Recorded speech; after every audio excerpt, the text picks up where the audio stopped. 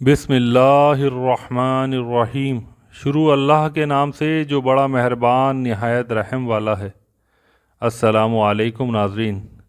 किस्सा चार उड़ने वाले जानवरों को दोबारा ज़िंदा करने का। हज़रत इब्राहीम अलैहिस्सलाम का ये वाक़या है और इसमें अल्लाह ताला के बड़े राज पोशीदा हैं। अगर आप इसको तवज्जो से समाअत फरमाएंगे तो अल्लाह ताला ज़रूर आप पर भी करम फरमाएगा। आइए चलते हैं। एक दिन इब्राहीम अलैहिस्सलाम ने ख्वाहिश ज़ाहिर की कि ए इलाही, तू मुर्दे को किस तरह ज़िंदा करता है। अगर ये चीज़ तू मुझको आँखों से दिखा दे तो बहुत ही अच्छा हो। अल्लाह ताला ने फरमाया, तुम चार उड़ने वाले जानवर पकड़ लो, फिर इन्हें मानूस करके अपने पास बुला लो, फिर इनके टुकड़े कर डालो और इन टुकड़ों को मुख्तलिफ पहाड़ों पर डाल दो और फिर तुम इनको बुलाओ।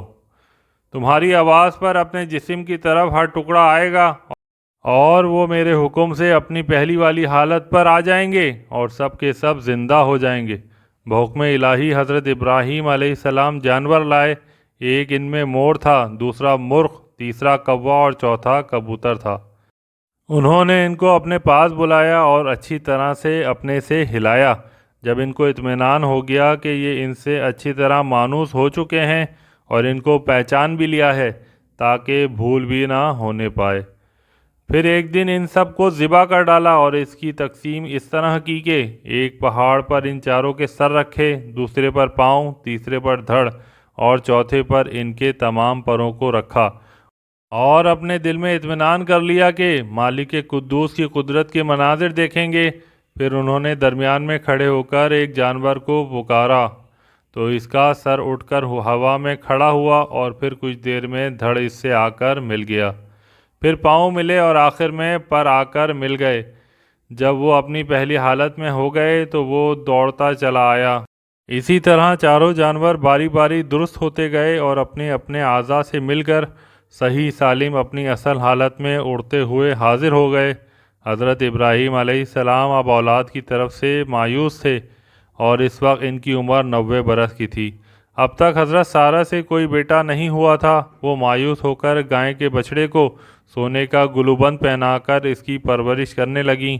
फिर हज़रत इब्राहीम अलैहिस्सलाम को हुक्म हुआ, ए इब्राहीम, तूने इस्माइल को जिस तरह खुदा के राह में दिया था वैसे ही अपना तमाम माल भी दे तो तू मेरा ज़्यादा खालिस व मुखलिस बंदा होगा।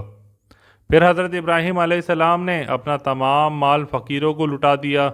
हज़रत इब्राहीम अलैहिस्सलाम ने तहिया किया हुआ था कि खाना मेहमान के साथ खाएंगे वरना नहीं खाएंगे, और आज 7 दिन हुए थे कि कुछ नहीं खाया था।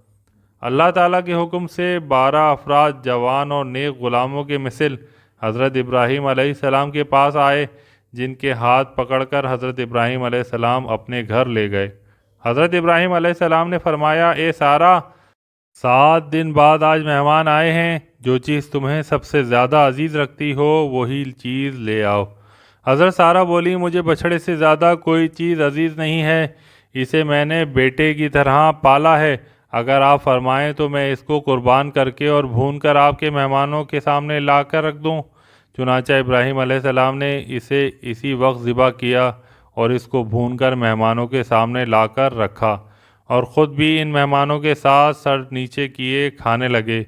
हज़रत सारा ने पर्दे से देखा और कहने लगी, ए हज़रत, आप तो खा रहे हैं लेकिन आपके मेहमान नहीं खा रहे। इन मेहमानों ने जवाब दिया, हमारे लिए इसकी कीमत दिए बग़ैर खाना दुरुस्त नहीं है। हज़रत इब्राहीम अलैहिस्सलाम ने इन मेहमानों से कहा, अच्छा, आप लोग इसकी कीमत अदा कर दीजिए। मेहमानों ने अर्ज़ किया, आप इसकी क्या कीमत चाहते हैं?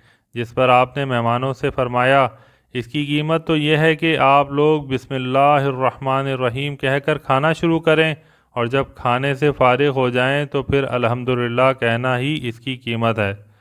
हज़रत जिब्राईल अलैहिस्सलाम ने बाआवाज़ बुलंद कहा, ए इब्राहीम, इस बात से अल्लाह ताला तुमसे बहुत खुश हुआ। फिर कहा, आप कतन परेशान ना हो, हम लोग अल्लाह ताला के फ़रिश्ते हैं। हमें अल्लाह ताला का हुक्म हुआ है कि पहले आपके पास जाएं, क्योंकि आपने तहिया किया हुआ था कि आप मेहमानों के बग़ैर खाना नहीं खाएंगे। हम लोग इसी वजह से बसूरत इंसान भेजे गए हैं। आप मेहमान नवाजी करेंगे और हमारे साथ खाना खाएंगे। آپ کو ایک بشارت بھی دیتے ہیں کہ آئندہ مستقبل قریب میں آپ کے ہاں ایک بیٹا ہوگا، اس کا نام اسحاق اور اس سے ایک بیٹا یعقوب ہوگا۔ اس وقت حضرت سارہ کھڑی تھیں، اس بات کے سنتے ہی ہنس پڑیں اور بولی میں کیا جنوں گی، میں بڑھیا ہوں اور میرا خاوند بھی بوڑھا ہے۔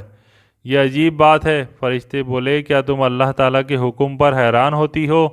یہ سن کر حضرت سارہ نے ان فرشتوں سے کہا اس کے کیا آثار ہیں؟ وہ بولے آج تم اللہ تعالیٰ کی قدرت کا ادنا سا کرشمہ دیکھ لو۔ بچھڑے کی یہ ہڈیاں جو بڑے برتن میں رکھی ہیں تو اس کی طرف منہ کر کے کہو باذن اللہ۔ اس وقت بچھڑا جی اٹھے گا اور دوڑتا ہوا اپنی ماں کے پاس جا کر دودھ پینے لگے گا۔ اور دوسری علامت یہ ہے کہ درخت کی ایک سوکھی لکڑی معمولی جلی ہوئی شاخ حضرت ابراہیم علیہ السلام کے گھر میں تھی۔ حضرت جبرائیل علیہ السلام نے اس پر اپنا ہاتھ ملا، وہ سوکھی ہوئی شاخ سبز ہو گئی اور اس میں ہری ہری پتیاں بھی لگ گئیں۔ پھر پھل لگا جو حضرت سارہ کو دیا، پھر انہوں نے اسے کھایا۔ اس کے بعد حضرت سارہ سے حضرت جبرائیل علیہ السلام کہنے لگے تم نے اللہ تعالیٰ کی قدرت کاملہ دیکھی کہ کتنے دن کی سوکھی لکڑی سبز ہو گئی اور تم نے اس کا پھل بھی کھایا۔